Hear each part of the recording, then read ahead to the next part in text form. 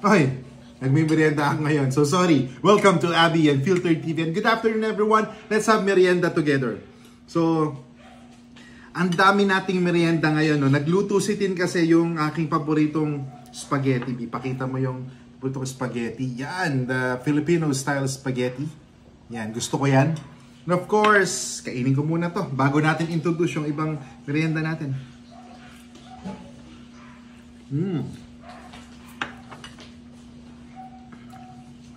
Exactly kung ano yung gusto ko sa spaghetti.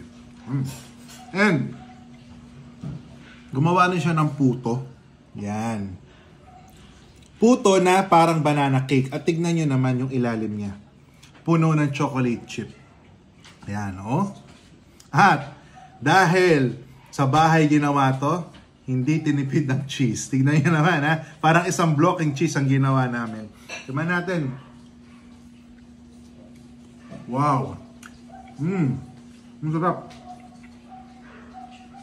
Moist yung loob niya. Tingin ko, pwede natin gawing business to. Pero medyo mahal, no? Kasi yung chocolate chip na ginamit niya dito, hindi yung ordinary chocolate chip, yung branded. So medyo mahal pag binenta namin to. Natin. And yung Shanghai, yan, si Tin din yung gumawa nito.